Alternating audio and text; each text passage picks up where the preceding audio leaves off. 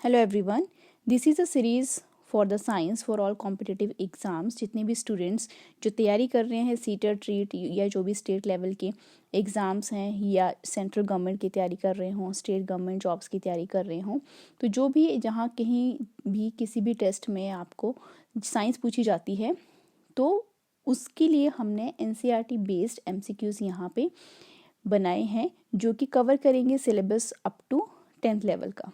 Question शुरू करते हैं। क्वेश्चन नंबर फर्स्ट है, which of the following substance does not conduct electricity? Iron, copper, lemon juice और distilled water. So option number D जो है distilled water, that is the correct answer for this question. क्यों? क्योंकि distilled water जो है वो conduct नहीं करता है इलेक्ट्रिसिटी को। क्यों नहीं करता है? क्योंकि डिस्टिल्ड वाटर में किसी भी तरीके के फ्री आयंस जो हैं वो नहीं होते हैं, and due to the lack of the free ions it does not conduct electricity.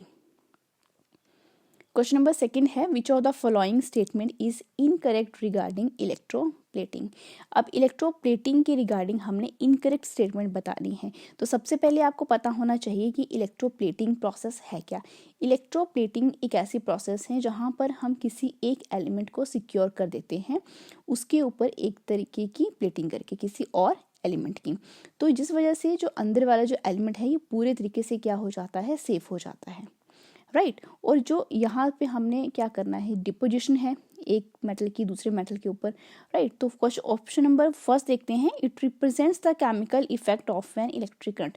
Of course ये केमिकल इफेक्ट जो है इलेक्ट्रिक करंट का उसको रिप्रेजेंट करता है, ठीक है। ऑप्शन नंबर बी जो है, it involves the deposition of one metal over another. तो ऑफ कोर्स एक मेटल की दूसरे के ऊपर हमने क्या की है, प्लेटिंग की है, डिपोजिशन की है। तो ऑप्शन नंबर बी भी क्या है, करेक्ट स्टेटमेंट है। ऑप्शन नंबर सी देखिए, it provides protection from magnetism, कि मैग्नेटिज्म से क्या करता है, प्रोटेक्ट करता है हमें। इससे पहले हम ऑप्शन नंबर डी को देख लेते हैं, it protects an object from the collision. Of course ये जो ऑब्जेक्ट है ये क्या करता है, ये जो जिस एलिमेंट की प्लेटिंग की है ये क्या करता है, दूसरे ऑब्जेक्ट को कोलिजन या रस्ट लगने से बचाता है। तो ऑप्शन नंबर डी भी क्या है, करेक्ट है। सो ऑप्शन नंबर सी बचाता है हमारे पास, वो क्या है, इनकरेक्ट है। इनकरेक्ट क्यों है कि अगर मैं बात करूँ अंदर वाले इस वाले एलिमेंट की, तो मैग्नेटिज्म जो है वो हर एलिमेंट की एक क्या होती है, प्रॉपर्टी होती है। तो मैग्नेटिज्म का इफेक्ट तो मेटल्स में रहेगा ही, ये इससे प्रोटेक्ट नहीं करेगा। और इस वाले एलिमेंट की अपनी क्या होगी, एक तरीके की मैग्नेटिक प्रॉपर्टी होगी। लेकिन यहाँ पे बोला गया है कि it provides protection from the magnetism. तो ये क्या है, इनकरेक्ट स्टेटमेंट है regarding the electroplating. Next question है, which of the following statement is incorrect? Air is a perfect insulator. Option number B देखते हैं, wood is a good insulator. तो ये तो करेक्ट है आपके पास। ऑप्शन नंबर सी देखिए, vinegar is a poor conductor. Of course vinegar भी क्या करता है, कंडक्ट करता है इलेक्ट्रिसिटी को। तो ये भी ऑप्शन करेक्ट है। ऑप्शन नंबर डी है, aluminium is a good conductor. Of course aluminium जो है बहुत अच्छा कंडक्टर है इलेक्ट्रिसिटी का। सो ऑप्शन नंबर ए बच जाता है, air is a perfect insulator. वो क्या है, इनकरेक्ट स्टेटमेंट है यहाँ पे। क्यों? क्योंकि परफेक्ट इंसुलेटर की बात हो रही है, और परफेक्ट इंसुलेटर होने का मीनिंग क्या है कि आपका जो सब्सटेंस है एयर जो है वो क्या होनी चाहिए, नॉन कंडक्टिंग होनी चाहिए, ठीक है। नॉन कंडक्टिंग मीन्स ऐसी होनी चाहिए जो अपने में से करंट को पास नहीं होने देती। लेकिन एयर क्या है, एयर जो है इसके पास क्या है, अपने मॉलिक्यूल्स हैं, राइट। तो जब टेम्परेचर राइज करता है अर्थ का, तो एयर के जो ये मॉलिक्यूल्स हैं ये क्या कर जाते हैं, आयनाइज्ड कर जाते हैं। आयनाइज्ड होने का मतलब क्या है कि ये क्या कर रहे हैं, कंडक्ट इलेक्ट्रिसिटी करते हैं। तो जो भी आपकी लाइटनिंग की जो प्रोसेस होती है वो क्या होती है, इसी एयर के अंदर होती है। क्यों? क्योंकि एयर के मॉलिक्यूल्स जो हैं वो क्या हो गए हैं, आयनाइज्ड हो गए हैं। तो हम ये नहीं बोल सकते कि एयर जो है वो क्या है, एक तरीके का परफेक्ट इंसुलेटर है, राइट। तो ऑप्शन नंबर ए जो है इस क्वेश्चन का राइट ऑप्शन है। नेक्स्ट क्वेश्चन है, cans used for storing food are electroplated, what is the material used for electroplating? Option दिए गए हैं आपको ये सारे। अब ये बहुत इजी सा क्वेश्चन है कि जो भी आपके कैंस होते हैं जिसमें फूड आइटम्स रखी जाती हैं या जो भी आपके ड्रिंक्स हैं वो रखी जाती हैं, उनको ऑब्वियसली इलेक्ट्रोप्लेटिंग की जाती है उनकी, लेकिन मटेरियल कौन सा यूज़ होता है उनमें? सो ऑप्शन नंबर सी जो है, टिन ऑन टू आयरन। ये आयरन से, आयरन की एक प्लेटिंग लगी होती है और उसके ऊपर हम इलेक्ट्रोप्लेट कर देते हैं टिन की, राइट। तो टिन की प्लेटिंग करने का मीनिंग क्या है कि टिन जो है वो लेस रिएक्टिव है, राइट। टिन जो है टिन की कर देते हैं आयरन। टिन जो है लेस रिएक्टिव है। लेस रिएक्टिव होने का मतलब क्या है, ये बहुत जल्दी आपके जो फूड आइटम्स हैं या ड्रिंक्स हैं उनके साथ ये रिएक्ट जल्दी नहीं करेगा और आपके जो फूड आइटम्स और ड्रिंक्स हैं वो ज़्यादा लंबे समय तक क्या रहेंगे, प्रिजर्व रहेंगे।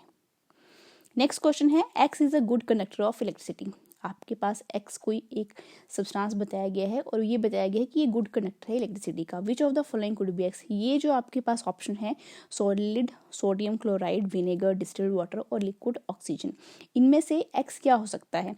अब देखिए ऑप्शन नंबर ए देखिए, सॉलिड सोडियम क्लोराइड, ये जो है गुड कंडक्टर जो है इलेक्ट्रिसिटी का नहीं है। सो ऑप्शन नंबर ए क्या हो गया, कैंसिल हो गया। वी ऑफकोर्स हो सकता है ये गुड कंडक्टर है इलेक्ट्रिसिटी का। सी बिल्कुल नहीं हो सकता, अभी पढ़ा है हमने, क्योंकि फ्री आयंस नहीं होते हैं डिस्टिल्ड वाटर में। डी लिक्विड ऑक्सीजन, इसमें भी बिल्कुल नहीं होते हैं। तो जो विनेगर है वो क्या हो सकता है, एक्स। एक्स क्या है, विनेगर है। क्यों, क्योंकि ये गुड कंडक्टर है किसका, इलेक्ट्रिसिटी का।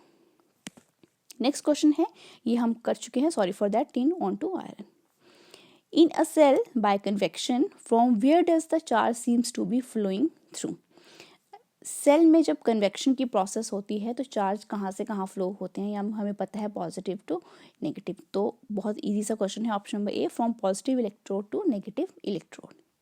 नेक्स्ट क्वेश्चन है, the diagram shows a floating compass placed above a copper wire when there is a no current flowing in the wire. What happens to the compass needle when a large direct current flows from point A to B? Question को हम पहले यहाँ तक पढ़ते हैं। यहाँ तक बोला गया है कि ये जो डायग्राम आपको बताई गई है ये तब की बताई गई है जब इसमें से कोई भी करंट पास नहीं हो रहा है। मीन्स ये जो ए वी आपकी वायर है इसमें कोई भी करंट पास नहीं हो रहा है, तो कंपास नीडल जो है वो पॉइंट कौन सी डायरेक्शन में कर रहा है, डाउनवर्ड। ये जो निडल है ये पॉइंट कर रही है डाउनवर्ड डायरेक्शन में। अब होता क्या है, कंपास निडल को जब हम इसमें से वायर में से करंट पास करते हैं, करंट कहाँ से कहाँ पास करेंगे, ए टू बी। मीन्स ये ए है और ये बी है, तो ऊपर नीचे से ऊपर, राइट। तो ये जो आपका क्वेश्चन है ये आपसे लिया गया है क्लास 10th NCERT से। वहाँ पर एक रूल है, right hand thumb rule. Right hand thumb rule जो है वो क्या बोलता है कि this is your thumb and this is your curled fingers. Curled fingers means जो मुड़ी होती हैं आपकी फिंगर्स ऊपर की बजाय कहाँ होंगी, इस तरीके से मुड़ के अंदर को, इस तरीके से, राइट, अंदर के साइड होंगी। अगर थंब जो है वो, राइट हैंड थंब रूल क्या कहता है कि थंब अगर पॉइंट्स करता है डायरेक्शन ऑफ करंट को, ठीक है, यहाँ पे क्या बोला गया है, करंट कहाँ से कहाँ पास हो रहा है, A to B. A to B means upward direction में, तो आपका थंब पॉइंट कर रहा है किस तरीके से, अपवर्ड, ठीक है। ये मेरा थंब है, ये कहाँ से कहाँ, अपवर्ड डायरेक्शन में, राइट। सो कंपास नीडल जो है वो किस तरीके से कौन सी डायरेक्शन में मूव करेगी। अब देखिए एक सिंपल सा लॉ है कि अगर आपका जो थंब है वो अपवर्ड डायरेक्शन में है और करंट यहाँ से पास हो रहा है, ए टू बी पास हो रहा है, तो इसके अराउंड क्या बन जाती हैं, इस तरीके की मैग्नेटिक फील्ड लाइंस बन जाती हैं। और यही मैग्नेटिक फील्ड लाइंस क्या बताती हैं, direction of the magnetic field, जिसको हम कैपिटल बी के साथ क्या करते हैं, डिनोट करते हैं। तो ये मैग्नेटिक फील्ड लाइंस किस तरीके से बन रही हैं, इस तरीके के बन रही हैं, इस तरीके से जा रही हैं, राइट। तो ये कौन सी डायरेक्शन है, द कंपास निडल जो है पॉइंट कर रहा है किस डायरेक्शन में, राइट डायरेक्शन में। सो ऑप्शन नंबर ए जो है इसका क्या है, करेक्ट आंसर है। नेक्स्ट क्वेश्चन है, in substance Q bulb lights up but no substance is found either at cathode और एट एनोड, वाई। कि सब्सटेंस क्यू में बल्ब जो है वो लाइट अप तो कर रहा है लेकिन सब्सटेंस किसी भी, ना ही तो कैथोड और ना ही एनोड पे क्या हो रहा है, फाइंड आउट हो रहा है। तो क्या रीज़न हो सकता है, ऑप्शन नंबर ए है because Q is a non electrolyte, तो ये तो बिल्कुल ही नहीं हो सकता है, ठीक है। ऑप्शन नंबर बी है because Q is an element which remains unchanged when it conducts electricity, of course ये हो सकता है, लेकिन ऑप्शन नंबर सी भी हम चेक करते हैं, because Q is an electrolyte that conduct electricity when it in the molten state. Of course because Q जो है इलेक्ट्रोलाइट होता है लेकिन कंडक्ट करता है इलेक्ट्रिसिटी जब भी मोटर स्टेट में होता है, राइट। लेकिन सब्सटेंस तो वहाँ पे फाउंड होता है कैथोड और एनोड एंड पे, ठीक है। तो ये ऑप्शन भी क्या हो गया, गलत हो गया। ऑप्शन नंबर डी जो है, क्यू जो है पुअर कंडक्टर ऑफ इलेक्ट्रिसिटी है। अगर ये पुअर कंडक्टर है इलेक्ट्रिसिटी का तो बल्ब जो है वो लाइट अप नहीं करना चाहिए, और यहाँ पे बल्ब क्या कर रहा है, लाइट अप कर रहा है, तो ये ऑप्शन भी क्या हो गया, गलत। सो ऑप्शन नंबर बी जो है, क्योंकि क्यू जो है वो क्या हो सकता है, एक तरीके का एलिमेंट हो सकता है कोई, ना ही तो वो इलेक्ट्रोलाइट होगा, ना ही तो नॉन इलेक्ट्रोलाइट होगा, ना ही वो पूरा कंडक्टर। वो एक एलिमेंट हो सकता है और आपको पता है एलिमेंट जो हैं वो चेंज नहीं होते हैं और लेकिन ये कंडक्ट करते हैं इलेक्ट्रिसिटी को। नेक्स्ट क्वेश्चन है why is the switch for any electric appliance in an AC circuit always connected to the live wire. Means जो आपकी जितने भी इलेक्ट्रिक अप्लायंसेस हैं, ठीक है, उनमें वो हमेशा कनेक्ट किए जाते हैं लाइव वायर के साथ, राइट। तो सबसे पहले बहुत इजी तरीके से समझते हैं कि सपोज मेरा यहाँ पे क्या है, एक तरीके का कोई यहाँ पे सर्किट है, देखिए इस तरीके का कोई यहाँ पे सर्किट है और यहाँ पे क्या है, एक बल्ब अटैच है। ये क्या है, एक तरीके की की है। अब देखिए कोई भी, ये क्या है, स्विच है। स्विच का बेसिक पर्पस क्या होता है, ऑन होना या ऑफ होना। अगर ये ऑन होगा तो मीन्स सर्किट क्या हो गया, कंप्लीट हो गया। ऑन इस तरीके से वो ऑन हो गया। ऑफ होने का क्या मीनिंग है कि सर्किट जो है वो इनकम्प्लीट है। तो सर्किट क्या हो रहा है, मेक हो रहा है कौन सी कंडीशन में, ऑन में, और ब्रेक हो जा रहा है कौन सी कंडीशन में, ऑफ में। तो ये सब हमारे ऊपर डिपेंड है कि अगर हमें बल्ब को ग्लो करवाना है, फैन ऑन करना है, तो हम क्या करेंगे, सर्किट को कंप्लीट करेंगे। कंप्लीट करने का मीन हम क्या करेंगे, स्विच को ऑन कर देंगे, और जब हमें यूज़ नहीं है तो हम उसको क्या कर देंगे, ब्रेक कर देंगे। मीन्स सर्किट कंप्लीट नहीं होने देंगे। सर्किट कंप्लीट नहीं होगा तो मीन्स कोई भी वहाँ पे जो फ्लो है इलेक्ट्रिसिटी का नहीं होगा, तो वो कौन सी पोजीशन होगी, ऑफ पोजीशन होगी। लेकिन ये जो है, जो स्विच है वो किसके साथ अटैच होना चाहिए, लाइव वायर के साथ। अब लाइव वायर के साथ क्यों होना चाहिए, क्योंकि लाइव वायर जो है वो क्या होती है, सी पोजीशन पे होती है, राइट। ऑन ऑफ की दोनों की पोजीशन होती है।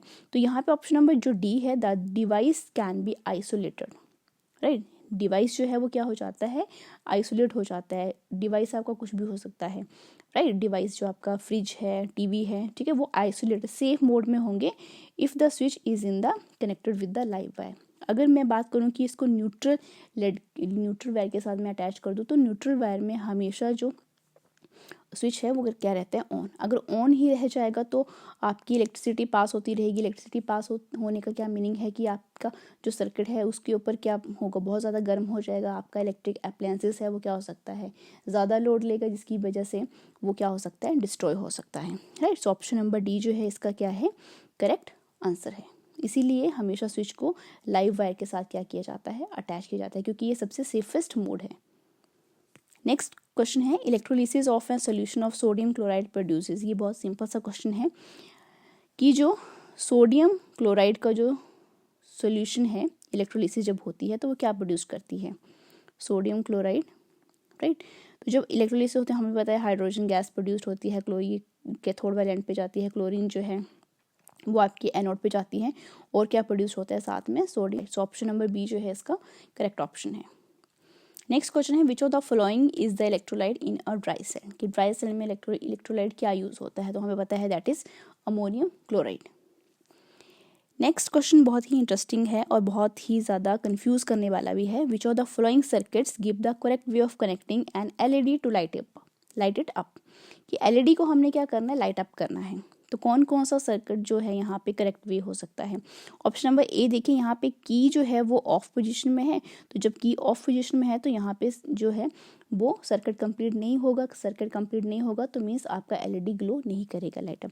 ऑप्शन नंबर बी, ऑफकोर्स ये ऑन पोजीशन में है तो बल्ब जो है वो ग्लो करेगा, LED। ऑप्शन नंबर सी देखते हैं, ये भी ऑफ पोजीशन पे है तो ये ग्लो नहीं कर सकता। ऑप्शन नंबर डी और बी में आपको कंफ्यूजन हो सकती है, क्योंकि यहाँ पे भी ऑन पोजीशन में है और यहाँ पर भी ऑन पोजीशन में है, राइट। लेकिन बात हो रही है यहाँ पे LED की, राइट। LED की स्पेशलिटी क्या है कि ये कम वोल्टेज पे हमें क्या देते हैं, हाई पावर देते हैं। This is the speciality of the LED bulb. तो लो वोल्टेज देखिए किस में है, यहाँ पे सिर्फ एक सेल लगा है और यहाँ पे कितने सेल लगा दिए हैं, 2 cell. This is a symbol of cell, ये पॉजिटिव एंड ये नेगेटिव। तो ये एक सेल है, तो यहाँ पे नेक्स्ट में क्या है, 2 है। तो अभी देखिए कम वोल्टेज कौन से वाले में होगी, इस वाले में होगी। सो ऑप्शन नंबर बी जो है वो क्या है, करेक्ट है। नेक्स्ट क्वेश्चन है in electrolytic solution which of the following acts as a carrier of charge. आपको पता है कि इलेक्ट्रोलिटिक सॉल्यूशन में जो चार्ज कैरियर्स होते हैं वो कौन से होते हैं, आयंस, राइट। पॉजिटिव केटायंस और एनायंस, ठीक है। ना ही प्रोटॉन्स होंगे, ना ही इलेक्ट्रॉन्स होंगे, ना ही तो न्यूट्रॉन्स होंगे, वो क्या होते हैं आपके charge carrier, ions. Next question है use the following information to answer the next question. Means ये आपको सिचुएशन बताई गई है, राइट, और इसको समझना है और आपने नेक्स्ट क्वेश्चन का आंसर देना है। पहले सिचुएशन को समझ लेते हैं। ये क्या बताया गया, एक बीकर में एक लिक्विड दिया गया है, लेकिन लिक्विड कौन सा है ये हमें नहीं, और इस लिक्विड से के थ्रू यहाँ पे क्या लगाया गया है, वायर लगाई गई है, और यहाँ पे एक बैटरी सेटअप है और यहाँ पे बल्ब दिया गया है।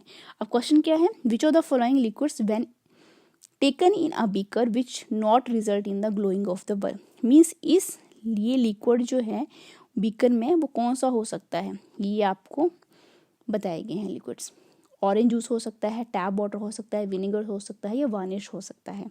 तो ऑरेंज जूस, देखिए ऑरेंज जूस जो है ऑफकोर्स ये क्या है, इसमें आयंस होते हैं, और आपको पता है आयंस जो है वो कनेक्ट करते हैं इलेक्ट्रिसिटी।